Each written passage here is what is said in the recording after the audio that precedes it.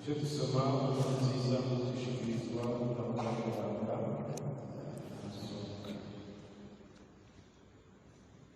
muri iyo minsi haje itegeko rya Sezari Augusto ryategereza abantu b'isi yose kwigisha batanguye guhanura Ikwiriniyo cyariho cy'Umusiriya bose rero baragenda kwigisha umuntu wese mu gisagara cyiwe.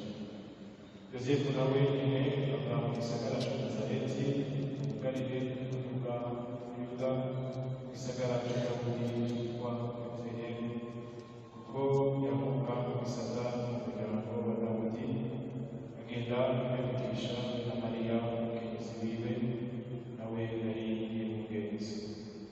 Bashitseyo rero bahurirana n'uko bageze kuri bane abyara umuhungu imfura yiwe amworoza urushambara amuryamika mu bwato bw'inka kuko bari babuze ikibanza mu bwami.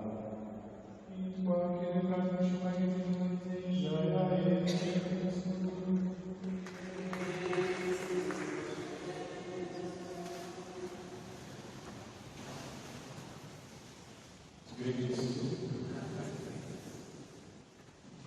Ejo abise twaratanguye inyigisho zitwinjiza zidutegurira kwakira umukiza ugiye kutugufira.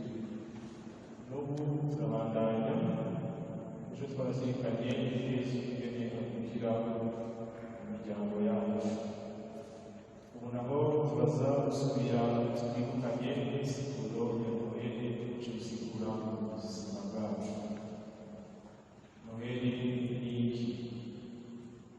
Noheli isigura iki jewe? Noheli isigura iki ubuzima bwacu? Jewe guhindura iki? Mbega Noheli ni nde avuka? Umuntu asanzwe ni Yesu Kristo, umuntu cyangwa ni Yesu Kristo Imana? Ni ibibazo rero umuntu wese ashobora kuba yibaza icyo Noheli isigura. Mukundire rero tukaza kuzirikana inyigisho mu ngingo zibiri. Bwa mbere tukagaruka ku nsiguro ya Noheli cyane cyo tugaheza tukumva Noheli yakuwe kuri Bikira Mariya, Noheli yakuwe kuri Yosefu, Noheli muri kiriya gihe cya Yesu nyine, Noheli Betelehemu, Noheli rero uyu munsi. Mu ngingo ya kabiri naho turaza kuzirikana ingene Kamabiri yashimye gukira ubwato bw'inka kuko twabyumvise ingene Mukama yabibutse uburyo yavukiyemo. Tukaja rero kweza gisumbe cyane rwose ikete Papa Francisco ariko kutwandikira twamubwira ati admirable kugarusinyana ariyo na creche asubira kutwibutsa tuvuga ni isiguro isenga. Bwa mbere rero isiguro ya Noheli. Noheli rero ni ukiza Yesu atuvukira mu buzima bwacu, ni Imana iza kubana natwe. Noheli rero n'uburyo aza kugira ngo atumenyeshe Imana, nuko kwigira umuntu kwa jambo y'Imana kugira ngo asange kamere yose natwe. Noheli rero nk'uko inkuru nziza abanditsi b'inkuru nziza muri bane babigaruka ko baratwereka neza yuko Noheli ni Imana iza kubana natwe. Niho rero ko Biranga ikete yandikiwe ikete rya igabane cya mbere umurongo wa 15 agira ati ni ijambo w'Imana yigize umuntu ari we Yesu Kristo yaje ku isi kugira ngo ashobore gukiza icumu.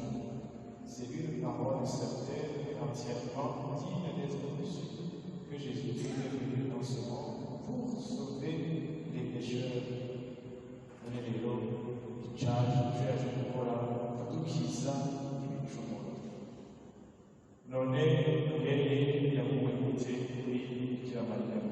Twoze twegera gute noheli bikira mariya kuko bikira mariya niwe wa mbere novuga nti yamuriwe na cane cane inkuru nziza. Insiguro twosigura dufatiye noheli yamuriwe bikira mariya turaheza tugatangara bose tubanze tubona ingene bikira mariya yari ameze. Bikira mariya yari umwigeme yari yasabwe n'umuntu witwa Yosefu. Bikira mariya yari itonda rwose. Bikira mariya yarumviriza ijambo ry'Imana.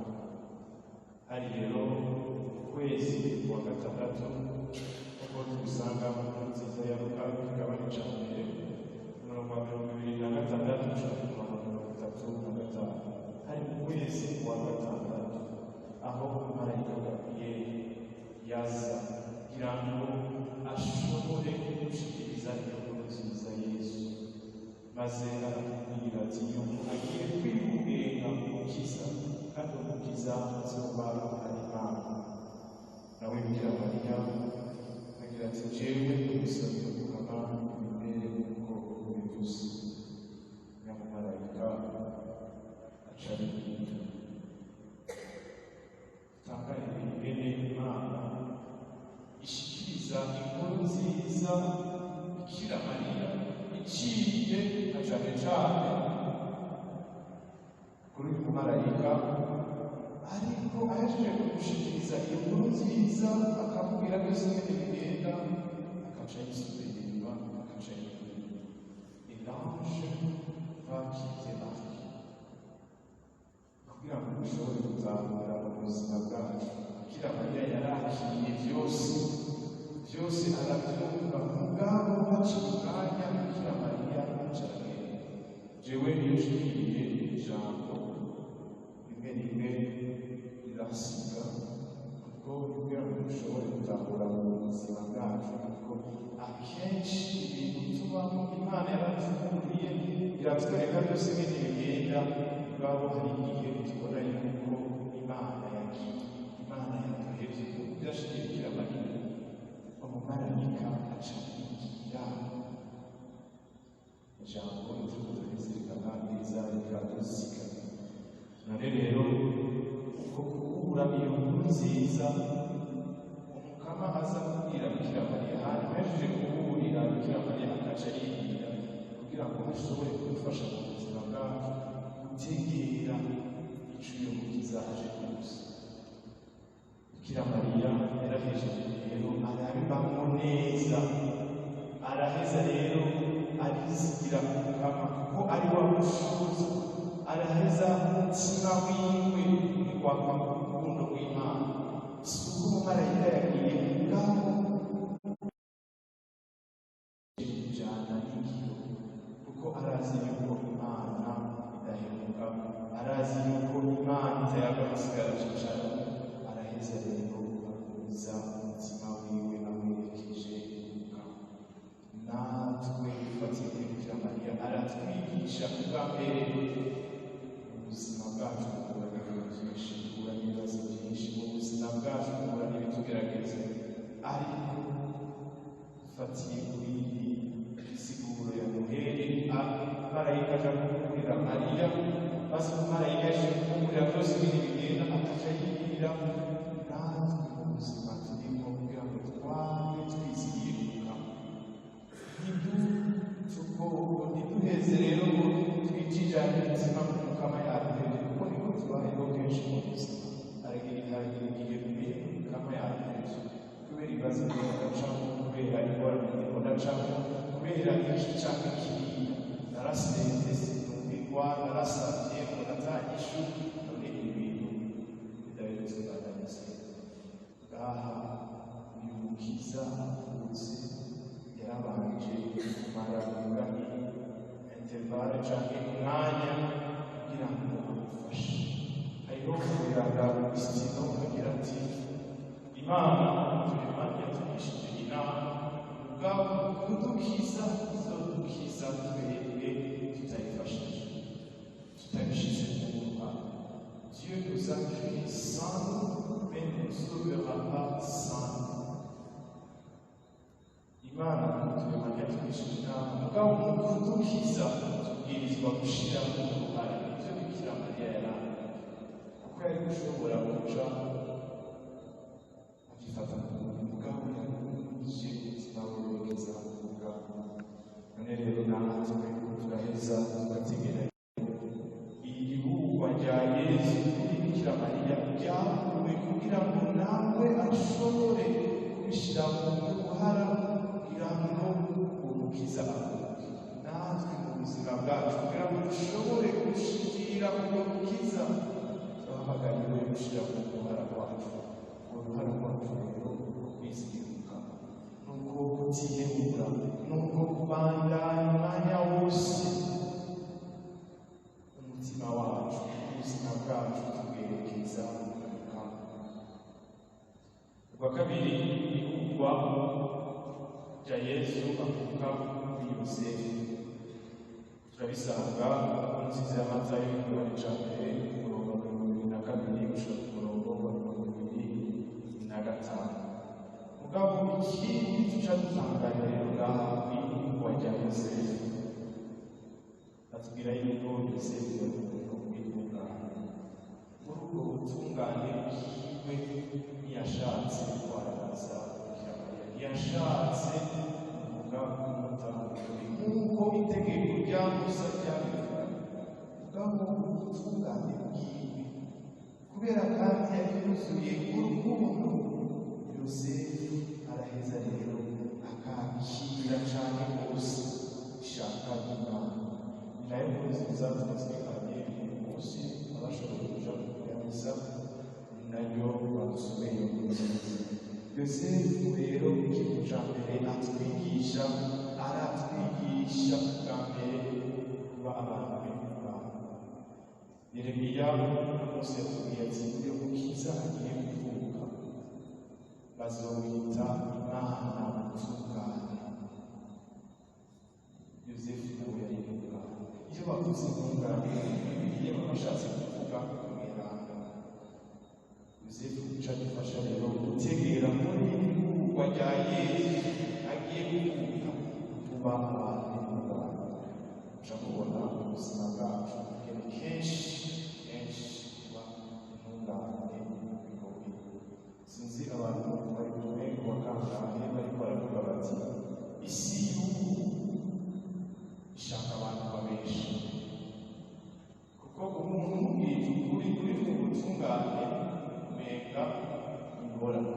Mugabo isi y'ubu aho tugeze dushaka kuvuga, ishaka yuko twese tuba ababenshi, ishaka yuko twese tuba abantu bari mu icumi. Uvuze yuko kuba ahantu udatanga igitwire, hari ahantu hamwe hamwe umenga tutashobora kuba. Isi y'ubu ishaka yuko twese twinjira n'ubwo kujya mu gitwire. Ijambo kwibwira rikomeye cyo gutanga correction muri mu Gifaransa, ijambo riri mu majambo abiri corrupto mu Kilatini. Corrupto kuvuga ko umutima wacitse mu mubiri, icyo bisigura gusa muri Kilatini corrupto kuvuga ko ari umutima wacitse mu mubiri. Isigure ishaka yuko twese tuba nk'abantu bafise umutima uciye mu mubiri, ishaka yuko twese tuba ababenshi. Kubera iki? ariko biriko irabitwereka kandi twese tugasanga twabyinjiye. Kugira ngo ubwirizwa gutanga igitwiro, kugira ngo ushobore gushikira ikibwirizwa gutanga igitwiro. Uri umuhungu bakubwira ati igitwiro ukwiye umushinga w'iyakira. Uri umukobwa muhambe abwirizwa kuba hariho gutanga n'ibindi batanze amahera kugira ngo bajyane ngaho yakoresha. Mwumve ingene Yosefu rero atwigisha bwa mbere kuba abantu b'intungane.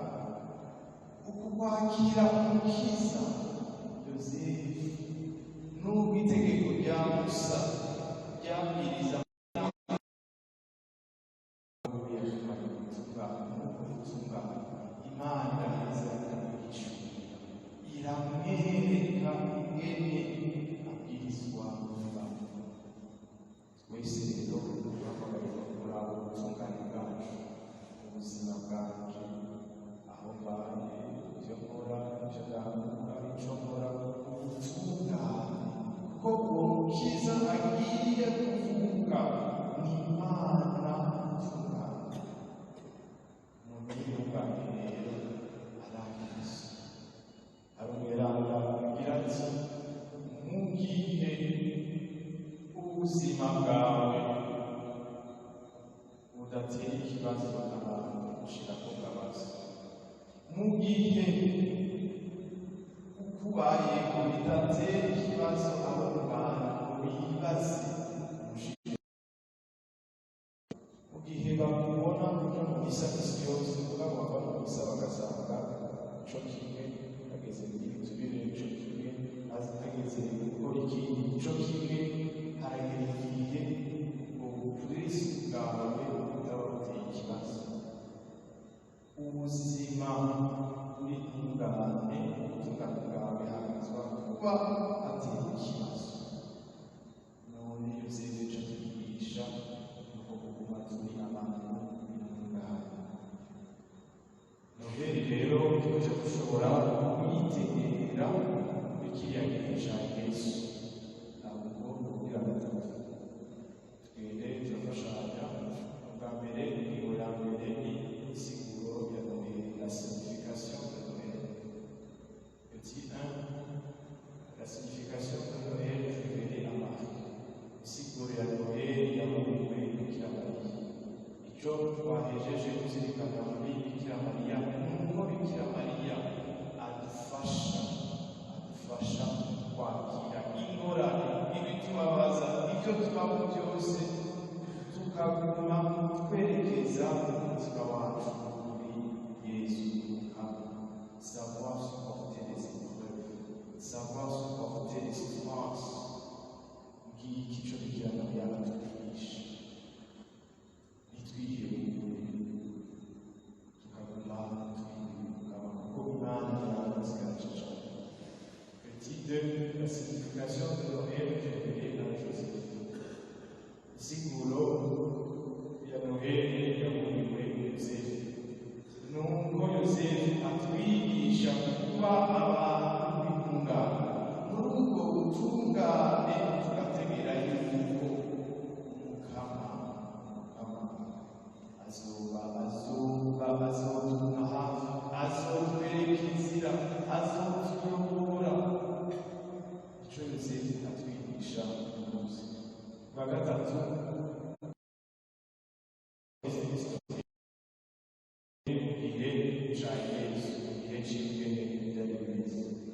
Muri ico gihe rero Yesu yavuka, Abayahudi na cane cane bari batwawe n'abaromani b'ico gihe, bakaba rero babatwara byose mu by'ubuzima, bya politike, mu mibereho y'abantu, mu bijanye n'ukubaho economiquement, socialement, politiquement, militairement, kuvuga intwaro y'abaromani b'ico gihe niyo yari baganje. Rero Abayahudi b'ico gihe bo bari biteze umukiza aza kubakuraho iyo ntwaro y'abaromani, yaza mu buryo batazi, kuvuga abo Isirayeli bari bakwiriye umukiza. Niho rero twakabise dukomeje kubisoma, hacatangwa gusasura y'ingene abantu bose bangana, kandi umuntu wese ashaka gutwara kenshi aragera gusasura kugira ngo amenye ingene yitunganya. Mugabo rimwe iyo tutageze kuja gusasura, ubundi bicisheko gusasura kenshi natwe iwacu mu Burundi, iryo rusasura biza kugirwa n'abantu b'abanyamahanga, bakaca batubarira ibiharuro tuba tuvuga ibyo canke bitari rimwe rimwe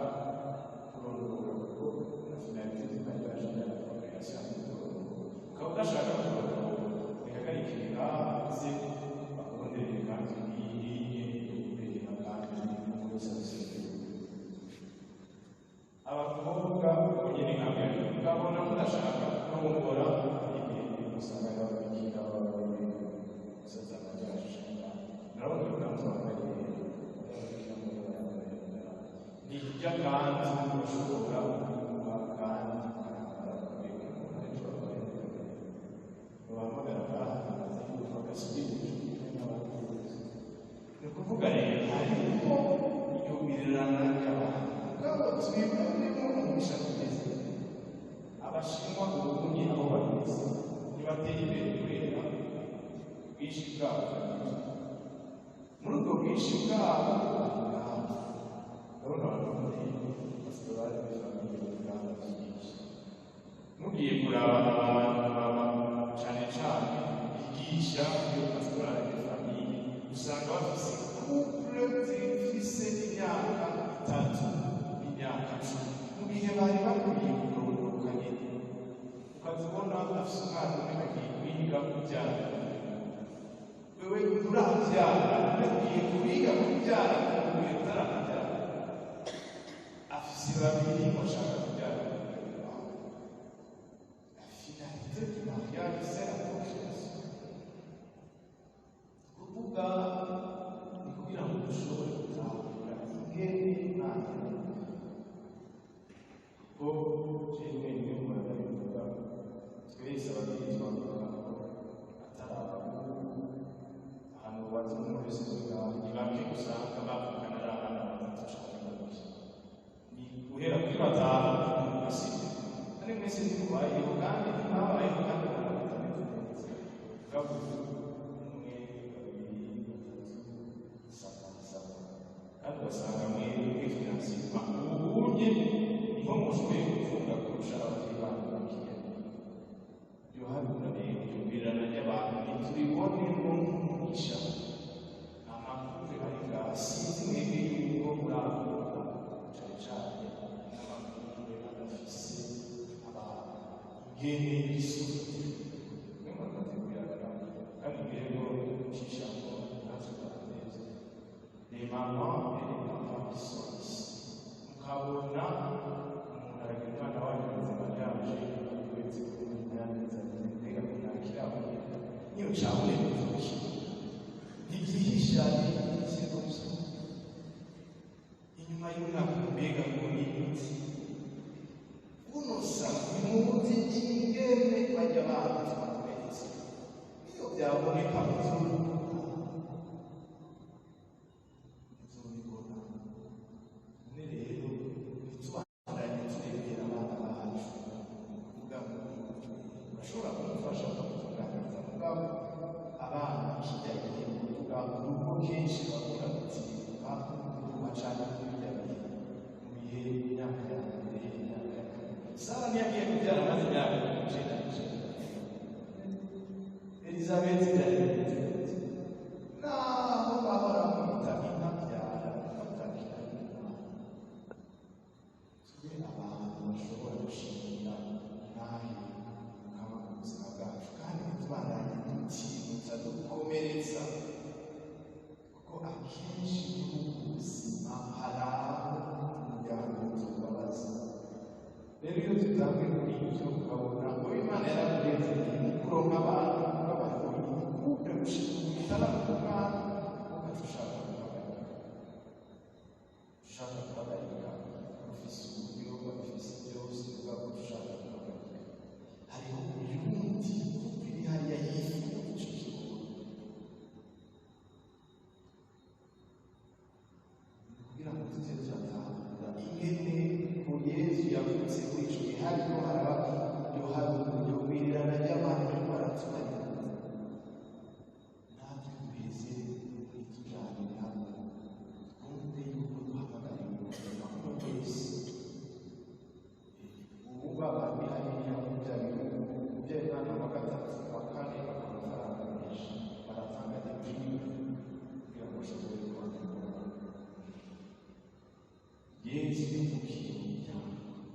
Iyo turiko turavuga rero kuvukira mu muryango umwana akurira mu muryango icyo twarazinganye Mathieu aradufasha dusubire twumve irashaka umwana mwiza wavukiramo kugira ngo umwana avukiye ahandi atari mu muryango ingene akomereka ingene anywa ingene amabara kubera agavukiye mu muryango akeneye kumenya papa, akeneye kumenya mama. Uyu munsi rero Yesu kugira ngo kiriya yamukiye kugira ngo aze arose gukiza abantu.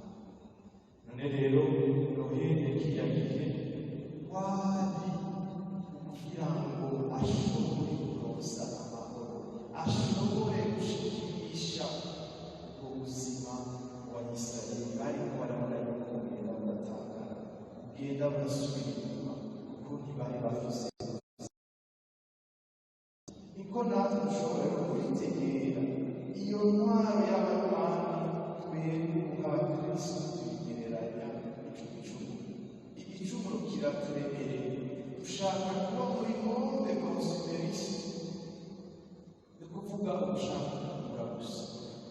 Monde consumeriste ni kuvuga ibintu tugura duta, ni kuvuga tuca tugera mu rugero rw'aho icyo twita la patience kigenda.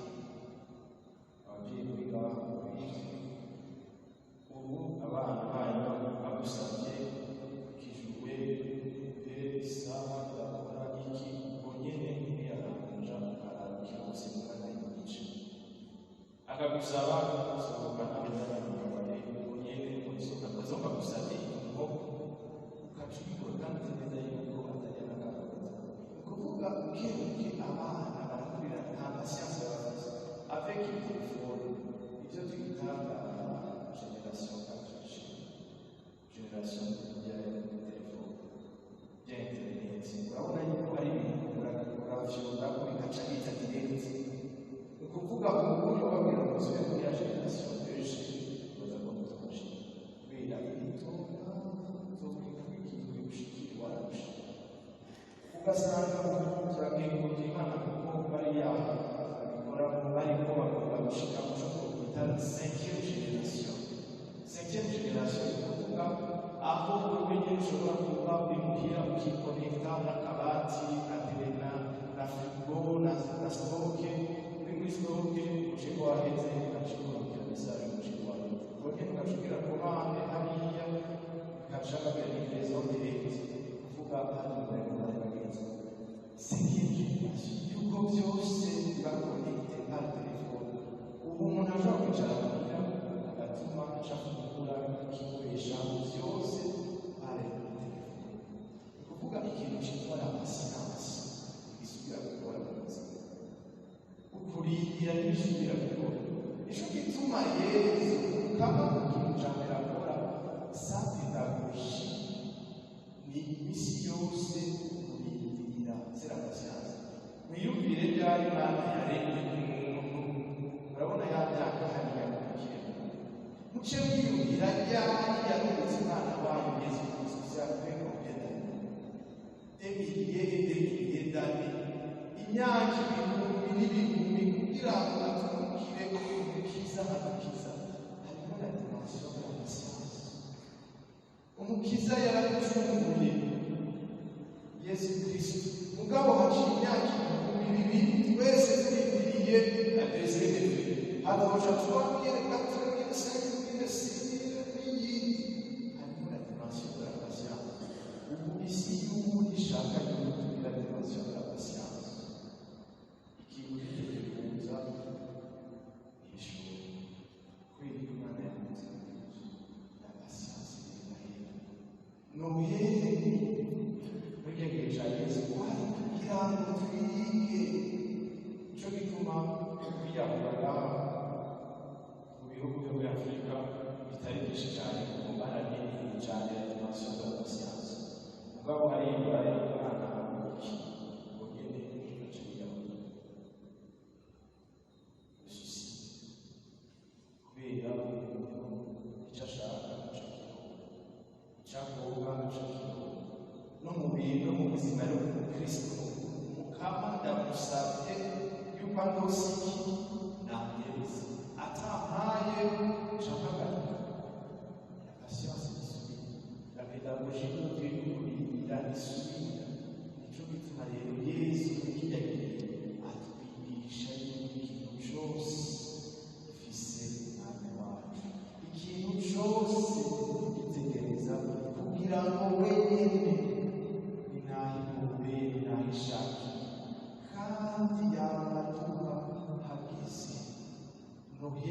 bitwereka yuko Imana iza aho nyene ibona yuko bibereye kandi bikwiye. Noheli novuga ni ko dushobora kutegera muri kiriya Noheli na contexte historique. Ubwa kane Noheli Betelehemu mwumvise inkuru nziza Yesu Yosefu na Mariya bavuye mu Galile bagiye i Betelehemu, aho bagiye bavuga ni Yerusalemu ndabigisha. Nazareti na Betelehemu hari ibirometero ijana kandi icyo bagenda n'amaguru bawubone baravuga iyo umwana agenda n'amaguru atari siporo ushobora kugenda atari siporo abantu bashinga nayo babizi maze kubona imodokari no kugenda hanze kugura amayinite wazi kuzuza ukatugenda urabeje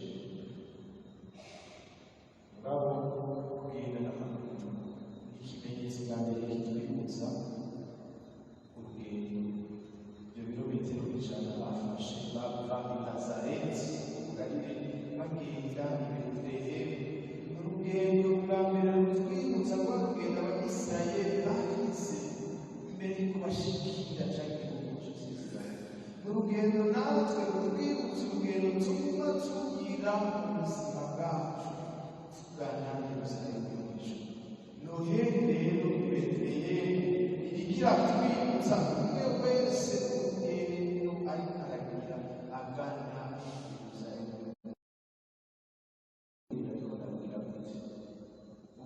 Urwo rugendo ndiko ndafata ndarwaye, ndashobora kuba ndarurimo nidoga, ndashobora kuba ndarurimo ndemerewe, kuko nka Bikira Mariya yari umugenzi avuye kwiganga abagenzi ijana ryose.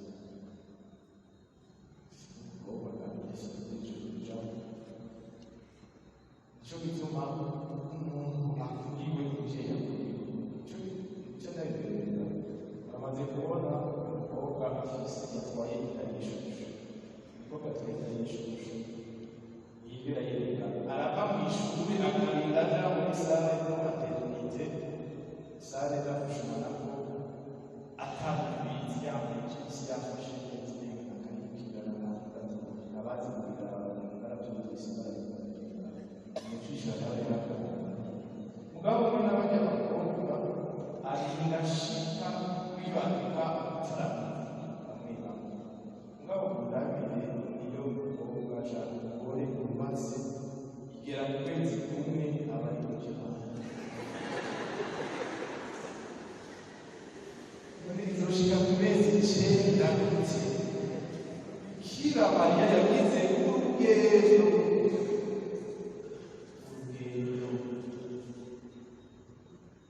ava Nazareti gushika Betelehemu arusha ngaho hose yabibaye. Natwe mu buzima hari igihe dushobora kwibwira ngo turarushe tukumva ibibazo byinshi tuze Bikira Mariya bitaratwigisha neza yuko Noheli gushika Betelehemu suko bizokora misi yose byoroshe, suko bizokora misi yose bimeze neza. Aratwigisha yuko ubuzima hari ibintu bigoye biremereye, mugabo kwiga kubitwara gushika Betelehemu akibanuka kandi agashika. None rero natwe tuba mu buzima no wese ari ubuzima ashobora kuba Yosefu muri aka kanya, ashobora kuba Bikira Mariya aremerewe akuriwe n'ibibazo byari byanamubwa akaburizwa gutanga. Ubwa gatanu rero Noheli mu buzima bwacu bwa misi yose. Aha turashobora kwifashisha ijambo ry'Imana dusanga mu bikorwa by'abatumwa igikorwa cya kane umurongo wa 12.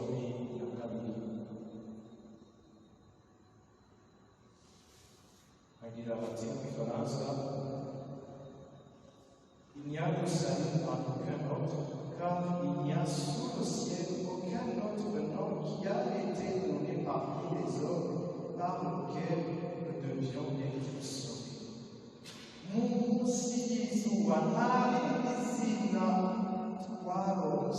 twahawe twebwe abantu kugira ngo dushobore gushikira kiza atari izina rya Yesu.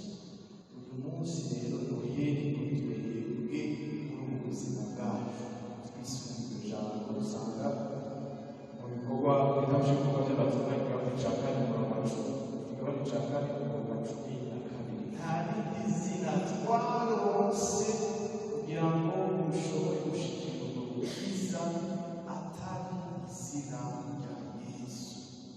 Yesu rero niwe akiza, Yesu rero niwe ashobora kudushikisha muri ubwo buzima nk'uko wenyine agira ati jewe nzira ukuri n'ubuzima ntawe uja kwa data ataciye. Inzira yarategetse niwe kuri kandi ubuzima yaje kugira ngo aturonse ubwo buzima bwuzuye. Sabe badushima terera akaririmbo kugira ngo tubihere amazi muje muhaguruka.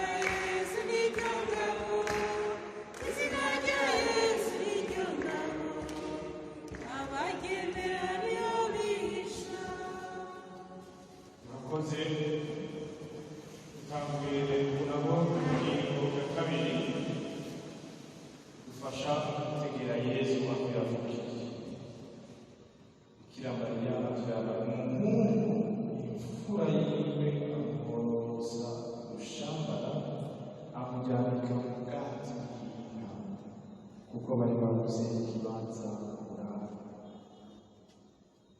Tegere rero gusenga icyo gisigura na kenshi amujyana mu bwato bwiwe. Iri senga rero nk'uko bamwiraga dushikiriza turagisanga na cyane cyane kuva mu bwuzure bwa kera duhereye kuri Yobu igabane ca 39 umurongo w'icenda agira ati imbogo izokwemera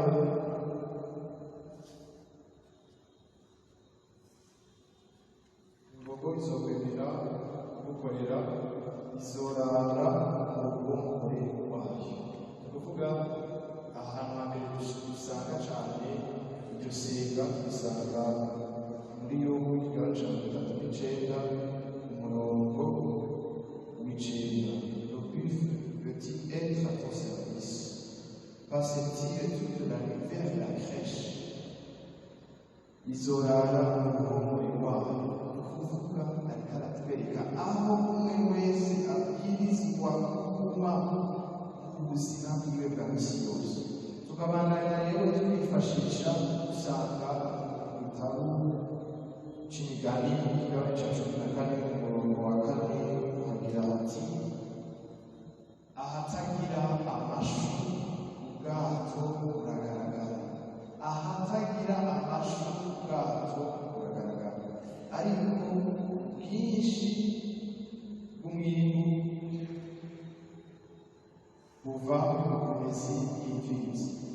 Ahatagira amashu ubwato buragaragara. Ariko bwinshi bw'umwimbu buva mu bukomezi bw'imfizi.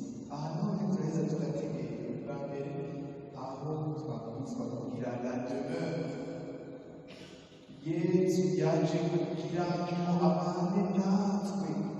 Ifaransa navuga la demeure. Uwufunguye akava mu mubiri wanjye akanywa n'amaraso yanjye arabisubiza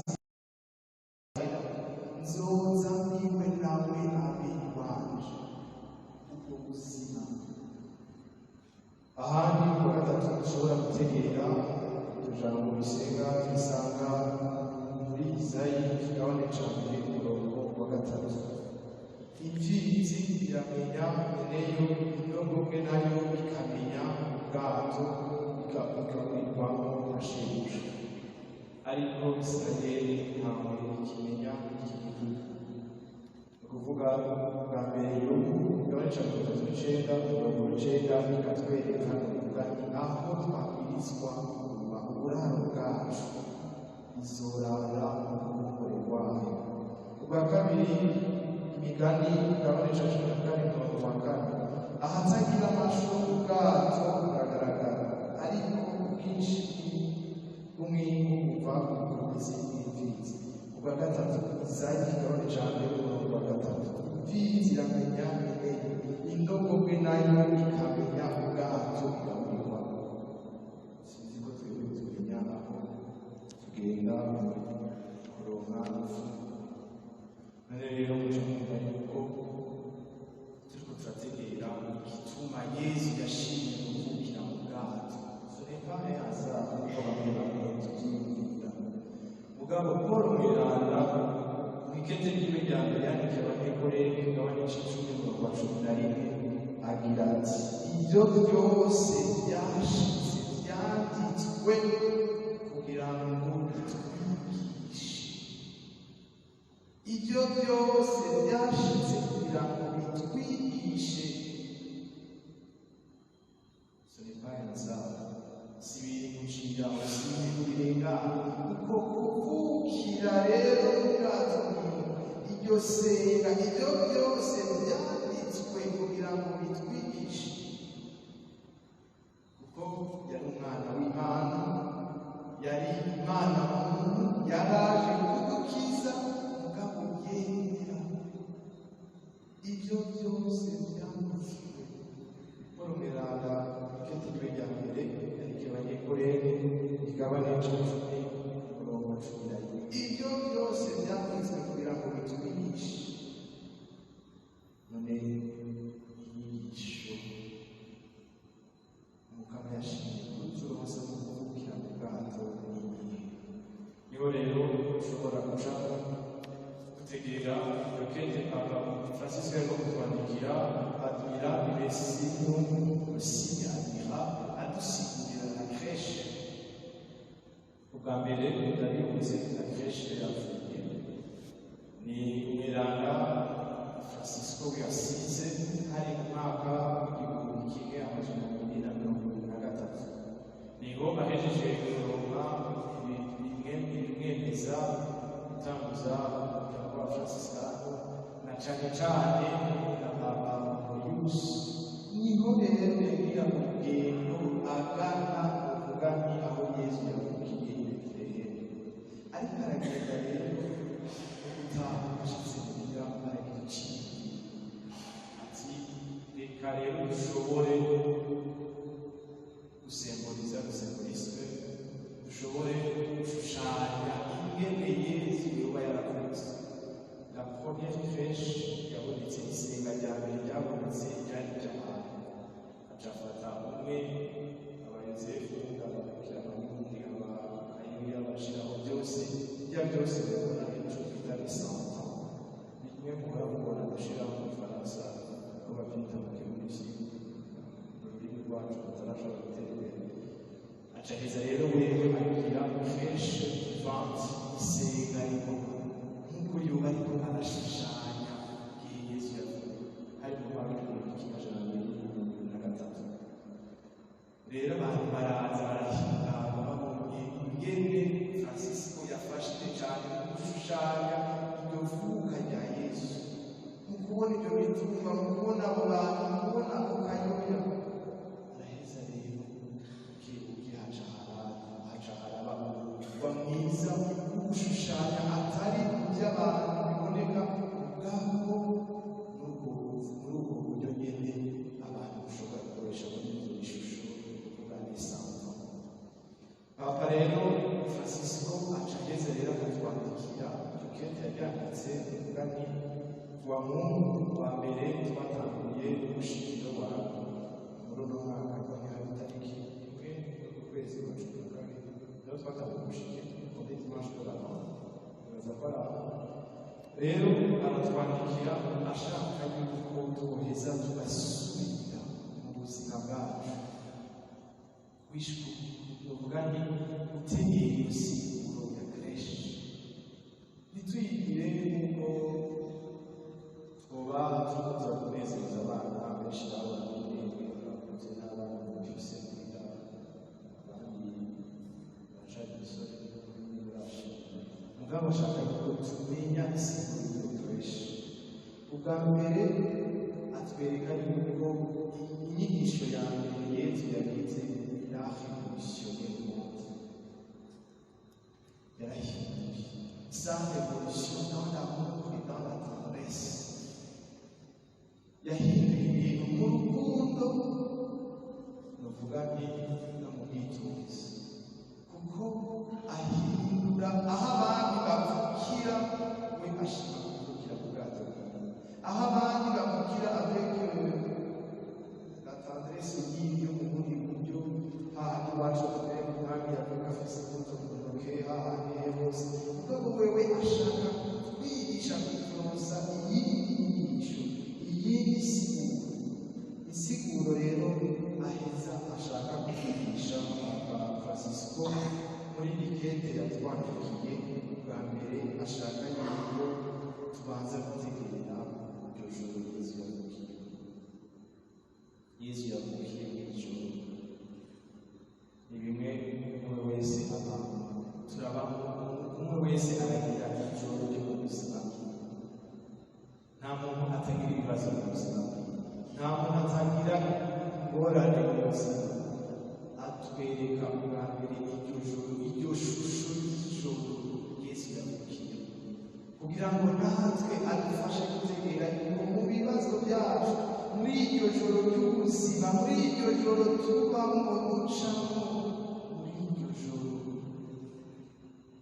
hariho inyenyeri zose hariho uwo mukiza agiye kutwubukira hariho inyishu zo kwigaragaza muri iryo joro ni ukuvuga agomba rero bwa mbere kutwibutsa yuko mu buzima bwacu bwose duhura n'ibibazo duhura n'ibigeragezo hakagira igihe gihamye tukabona yuko byanze mugabo aho hose tubona yuko bidakunda aho hose tubona yuko byananiwe akaca ashaka yuko atwereka yuko ari inyishu ibibazo byose nta kinanira Imana la nuit de la vie ijoro umwe wese aba ibaza ko umuntu wese ari ngaha aramaze kugira ibibazo aramaze kuba hariho n'abo bavuga ati kukuraho niko ibibazo bigenda byongereka agasinzi bw'abaragira ibintu byasubiye hasi ubwabo umwe wese afise iryo joro ry'ubuzima bivanye n'ibyo yaciye bivanye n'ibyo yagiye abaho iryo joro rero Bikira Mariya yararibera iryo joro Yosefu atabona iyo bija iryo joro umwe wese aba arimo ariko aratwereka yuko kiza agiye kutuvukira niyo shusho ya mbere ashaka kutwigisha si ijoro rifise ijambo rya nyuma ariko n'umuco ufise ubuzima ijoro rero niho ibintu byose bihinduka ijoro niho ibintu byose bigaruka umuntu ntawe bishobora kumenya ingene ibintu byahindutse iryo joro ni rimwe agereranya na rya joro Adamu wa mbere yasinzira maze akavyuka abona Eva imbere yiwe iryo joro ni rimwe tubona Yakobo yambaye ijoro ryose ariko aratwana n'umumarayika mugabo ke gatondo akaronka intsinzi agahindura izina kitwa Isirayeli iryo joro ni rimwe tubona aho abanyisirayeli baja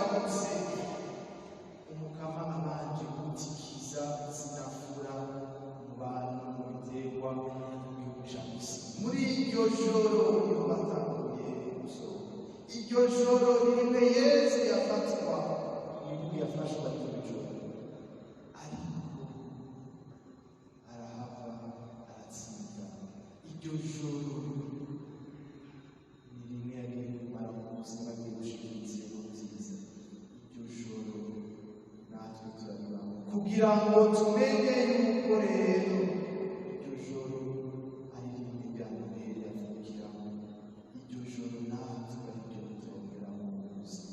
La nuit alors, iryo joro ry'igitereko batumenye yuko hariho umuco, hariho umunsi uzoboneka. Ubwa kabiri adufasha gutegera ibidukikije.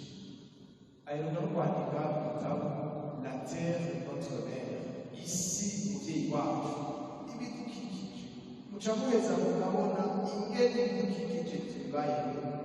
Ngaha iwacu abantu bamaze kuronka amahirwe yo kujabuka kuja mu buhanzi, barazi gusomera ibidukikije. Ngaha iwacu ntibikunda umuntu araba ariko arashobora imodokari atunze ukazibona aramanura ikintu aratereye ibihariro, aratereye igiti kirabashikira kugana ibihariro, ukaja hanze ukabona kandi ukura kabisa, ugasanga avyegushwa, ugasanga parije kagashashika parije, ugasanga kigira ahantu mu murima hacitse imbere, umuntu adasomera ingoro y'Imana.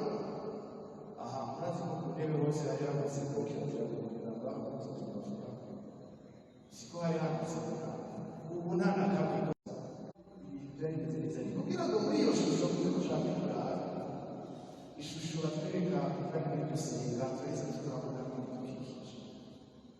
Yaratubabwiye n'ibindi byitwa Laudatus kugira ngo tumenye gutunga ibintu tuvuga n'ibidufasha. Mu Burundi tugihugu caheze dufise izuba mugabo ubundi buravuga abantu b'abarimyi bariko baravugana umwimbu uzogenda nabi kubera ko imvura yabaye nyinshi. Yaduha izuba umwimbu uzogenda nabi kubera izuba ari nyinshi. Kugira ngo twumve neza yuko Mukama hariho abantu badafise imvura, hariho abantu badafise izuba. Twe turi muri eternel vacances, turi muri eternel vraiment parati, kuko dufise ibintu byose ntidukanya ku rwego hejuru, ntidushobora ku rwego hasi, turi ahantu reba Imana yaheza kuvuga ibyo yaduhaye tuzi kubikoresha. Ibidukikije twige kubibona kuvyakira kandi tubibungabunge. Umuntu aca aheza rero akaraba ubuzima bw'ibintu tubayeho ingene bimeze, vyose Imana yabironka ntabwo vyari ubuvuzi bw'imisozi. None ivyo bidukikije twige kubifata neza, kuko isi yoyo uko imeze uyifashe nabi irakwihindukiza. Ntitubona bibesho kandi bati isi hageriye tumenye isi ryamanutse, izuba ryamanutse kubera ubushuhe bwinshi. None twige gufata neza ibidukikije. Ica gatatu Yesu atwigisha muri gusenga yarakijijwe bavuga n'abungere abantu bato bato pauvre matériel. Jewe iyo shikiye la pauvreté rimwe rimwe turaba la pauvreté matériel tukavuga plusieurs pauvreté. Il y a la pauvreté matérielle kubura ibintu, il y a la pauvreté morale, kuba tutagifise ico, kuba tutagifise ikiturangagabanira pauvreté morale, aho tugeze ugasanga umuntu uwundi mugabo uwundi umugore uwundi, la pauvreté morale imibereho yacu, les divorcés, les séparés, la pauvreté morale, ukwica uwundi ukamenga n'ibisanzwe, ukugandagura uwundi ukamenga n'ibisanzwe. Ça c'est la pauvreté morale. Ubukene bw'imico ingene tubayeho. Iyo tuvuze tuvuga nti ubukene tuba turabukene materiel bw'ibintu, kajya la pauvreté morale. Abantu tugasanga dushaka gukuraho ibya euthanasie. Ibi nabe ndavuga imbere ni méthode dukoresha kuvuga byose ari pauvreté morale. Il y a une pauvreté mentale. Mu Burundi dufise abantu benshi bize ubwabo gushika tuguma turi hasi kandi twiga hariya. Sinzi ko mwe muharongera muri reflexion ngo murabe abantu bamwe baciye ubwenge benshi bo muri Afurika babashitse mu bintu bya literature. Basedasengoro, babesezere, tuguso babashitse mu bintu muri literature byo beriki navyo zimugabo n'ibindi yari n'ofete mentale. Ivyo rurimi turabwene mugabo bidufasha kuzi. Rabini wacu ubwene usanga dufise abantu baciye ubwenge bize Buraya yashikaga agukorera muri kabine publique akaja akakubwira kabine privé. Ugiye kumusanga hariya akaja ko arambeho muri privé. Kugira ugende kwiga igihugu cakubwiye ishuri canke igisoda canke kaminuza mugabo washikino ukabikora mugabo ukacuja la pauvreté mentale uteza imbere abavukanyi b'iwawe. Ugasanga dufise abantu b'abagoronome mugabo ntibazi kugira canalisation d'eau. Dufise abantu b'abagoronome tugasanga ibi turiko turavuga mu kanya umwimbu ukagenda nabi kubera imvura kubera izuba kandi barize ingene bashobora kubitegura. Ni ukuvuga la pauvreté mentale yavukiye muri abo bantu kugira ngo umwe wese ashobore kumva yuko afise ubukene. Abantu b'abaekonomiste, abantu b'abajuriste by'amategeko kuko babivuga abanyamategeko bayize nibo bambere bayabonyana. Ugasanga ashizemo agakuruze gato kugira ngo byose bice kandi ari wenyine yabwirizwa kubikurikiza. La pauvreté mentale, la pauvreté spirituelle, gusenga nta mwanya nta kimwe mugabo yavukiye muri abo bantu kugira ngo natwe twibutse cette pauvreté dufise. Navuze ivyo la pauvreté matérielle, la pauvreté morale, la pauvreté mentale, la pauvreté spirituelle. Hariho ubwo bukene rero umwe wese ashobora kubona ati matérielle nari sawa ugasanga morale nasi sawa ugasanga mentale nasi sawa spirituelle nasi sawa. Niwe wese rero kugira ngo ashobore kwiyumva muri ubwo bukene afise ubwo bukene buri muri bwinshi yavukiye muri abo bantu kugira ngo umwe wese yiyumve muri ubwo bukene afise. Ubwa gatatu ubwa kane Yesu ashaka kutwigisha nuko yavukiye mu muryango harimo Yosefu na Mariya n'abandi bose mu muryango. Abantu bambere bariko barategwa rero barebe n'abantu babiri n'imiryango hamwe n'abasaseredoti baragerageza rwose. Imiryango iragerageza kandi twibukanye yuko abasaseredoti bava mu miryango. None imiryango idakomeye ushobora kubona abasaseredoti kandi mwibuke yuko ekleziya yo ku ziko yo mu miryango umwana niho akura byose. Yesu yashimiye kuvukira mu muryango natwe kugira ngo dusubire tubone mu muryango. Ubwa gatanu Yesu araheza rero akatwereka igihe abamajusi baje kumusenga akatwereka yuko bose babwirizwa kuza kuko mu bindi gushira muri bya senga harimo abamajusi.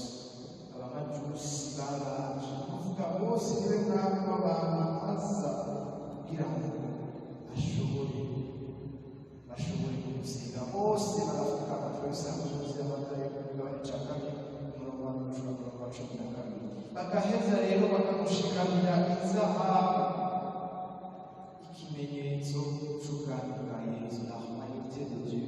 Bakamushikanira isenga ikimenyetso c'umwana la divinité. Bakamushikanira imira la mire ikimenyetso uvuga c'umuntu. Ubwami ubumana n'ubumuntu nivyo bashikanye. L'encens et la mire, la royauté, la divinité.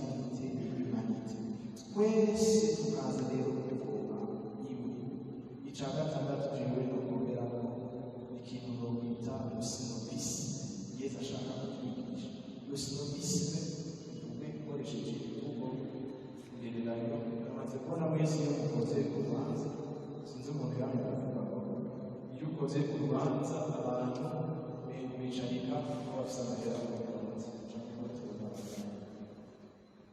Le snobisme niyo ndwara dufise, umuntu ukamufata ufatiye ku cari agufatira, umuntu ukamufata ufatiye ku cyo afise agufatira kungene amenyerewe. Umuntu rero bigaragara n'abashaka ko yeba atonetse n'ubwo wese bibana n'abayase se menshi agacike bakagenda bakurikirana barategeka imanza zacu canke ingene umuntu ubonye imodoka afise, umuntu ubonye inzu yiwe ugaca usanga akwiye kumufata, ugiye nk'ahantu wambaye bisanzwe atanga amakuzi bakwiramutse mugabo wivuga ukazabona byose birahindutse. Baravuga turagira urusi ni gufata umuntu n'umufati ku iteka Imana yamuteye kuko agomba gufatira urabe afise cyane cyane. Yesu rero aje guhindura byose kugira ngo ashobore kutwereka inzira nziza guca bugufi. None rero niko ndasozera iyi nyigisho y'uyu munsi kugira ngo twumve insiguro ya Noheli,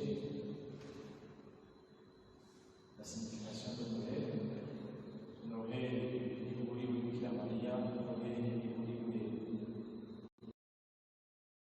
igihe ca Yesu, Noheli Betelehemu, Noheli igihe ca Nowa. Ubwa kabiri tugaca dutegera ingene Yesu yashize kuvukira mu bwato. Mu bwato biragabaye c'est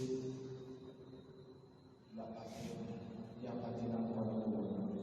Yesu yashize kuvukira mu bwato kugira ngo aturonse imfungurwa y'ubuzima, nawe abandanya yitanga kuri patena kugira ngo abandanye atubera imfungurwa. Isiguro rero Papa Francisco yaduhaye iyo senga, tukabanza tukamenya ko kubera tubaye ibyo byose byabaye kugira ngo bitwigishe. Inyigisho ya mbere ni gusubira kugira ngo twibuke Yesu icyo yashinzwe kutwereka mu kuvukira muri iryo senga. Bwa mbere adufashe kubona icyo turi nicyo duhamagara kuba. None rero mbere y'uko dusozera nagira urupapuro ari naho bari hejuru kuko hariho abashobora kuba bafise ibibazo bijyanye n'umuryango, les questions sur la famille. Nabajije ababwira, nabajije abasohotoranya, nta n'ubarazana ikibazo. Mugabo hakaba hari umuntu afise ikibazo kubera umwanya wamubonye ingene inyigisho twazitunganije uno munsi, kuvuga ejo inyigisho uno munsi, iyindi ejo tuzobandanya turonswa inyigisho. Kuwa gatanu rero azoba umwanya wo kwishura ibibazo bishobora kuba bifise. Ushobora rero kuba afise ikibazo acazanganya imbere atora agapapuro ashaka agatware canke agashira iminsi imbere kugira ngo umunsi wa gatanu uzoba n'umunsi wo kwishura ibibazo bijanye n'umuryango, les questions sur la famille, kugira ngo uheze bimwe bimwe bitu dadanira